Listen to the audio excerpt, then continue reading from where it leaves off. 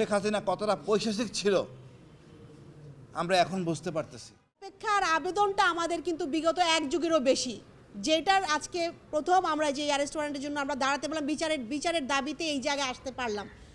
যাদেরকে দেখছেন আমরা এখানে যারা গুম হয়ে যাওয়ার পরে ফেরত আসেনি এমন পরিবার আছে, ফেরত এসে যেমন আরমান ভাইয়ের ফ্যামিলি আছে, হাসিন ভাই আছেন আমাদের সাথে।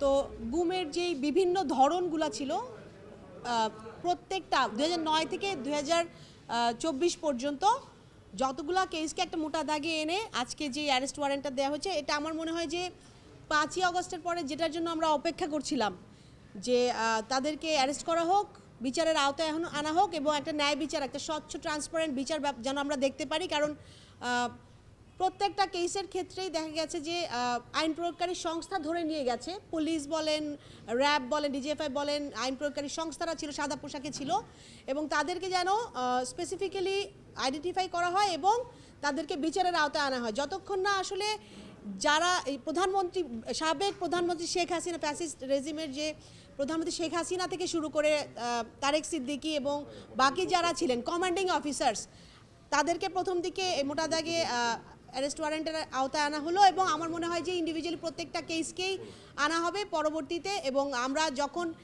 আমরা আসলে আইসিটি ট্রাইব্যুনালকে ধন্যবাদ জানাই এবং এই ব্যবস্থাটাকে ধন্যবাদ জানাই, কারণ এই অপেক্ষার আবেদনটা আমাদের কিন্তু বিগত এক যুগেরও বেশি, যেটার আজকে প্রথম আমরা যে অ্যারেস্ট ওয়ারেন্টের জন্য আমরা দাঁড়াতে পারলাম, বিচারের দাবিতে এই জায়গায় আসতে পারলাম।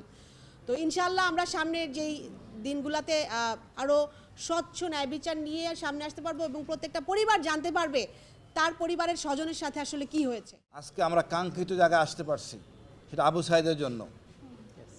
এটা আমাদের চরম প্রাপ্তি।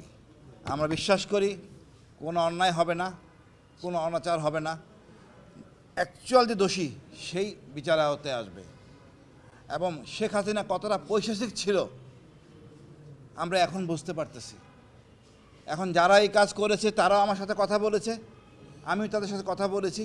অনেকে হয়তো জানেই না, সরাসরি কথা বলতেন ওসির সাথে, ওসি কথা বলতেন শেখ হাসিনার সাথে, জিয়াউল হাসান সরাসরি কথা বলতেন শেখ হাসিনার সাথে, কমান্ডিং অফিসার বা এডিজি বা ওদের যে ডিপার্টমেন্টের প্রধান জানতেন না।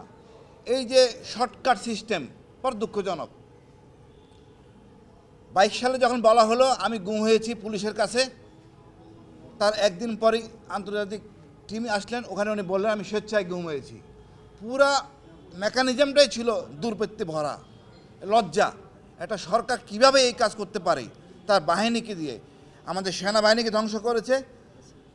বিডিআর বিদ্রোহ যেটা বলি আমরা, বিদ্রোহ না, হত্যাকাণ্ড যেটা বলি, এটা একইবারে আমাদের র্যাব, পুলিশ সব কিছু ধ্বংস করে দিয়েছে। আমরা লজ্জিত। আমরা আশা করি এই সরকার কাছে ধন্যবাদ জানাই যে আমরা বিচার পাচ্ছি, ইনশাল্লাহ বিচার পাবো। আরমান ভাই, আরমান যেদিন গুম হয় সেদিন 2 দিন আগে আমাকে বলে যে চাচা আমার বাসায় এসে তাকে আমাকে খোঁজ নিয়ে গিয়েছে। তারপর হঠাৎ করেই শুনলাম যে তাকে গুম করা হয়েছে। তার নিজের বাচ্চা 6 মাসের এবং 3 বছরের বাচ্চার সামনে, তার বোনের সামনে তাকে নিয়ে যাওয়া হয়েছে এবং প্লেন ক্লথে যেভাবে সে বাসায় ছিল সেভাবে নেওয়া হয়েছে। কোশ্চেনটা হচ্ছে তারপর থেকে আমরা কোনোভাবেই তার কোনো ইনফরমেশন পাচ্ছিলাম না। কিন্তু 8 বছর ধরে, আমি 17 বছর ধরে দেশে আসতে পারিনি, only because of this Arman. এই জন্য ধন্যবাদ প্রসিকিউশনদের, ধন্যবাদ আইসিটির যারা বিচার করছেন, এবং ধন্যবাদ সেই সকল ইয়োধদের যাদের কারণে আমরা এইখানে দাঁড়িয়ে আজকে আমি কথা বলতে পারছি। ঠিক আছে, এটা আল্লাহর বিশেষ রহমত এবং ওই ইয়োধদেরকে আমরা ধন্যবাদ জানাচ্ছি। আমরা ন্যায় বিচার চাচ্ছি, জাস্টিস চাচ্ছি, অ্যান্ড হিউম্যানিটি যে একটা স্ট্যান্ডার্ড ছিল যা বাংলাদেশে, সেটার জন্য হয়। Thank you.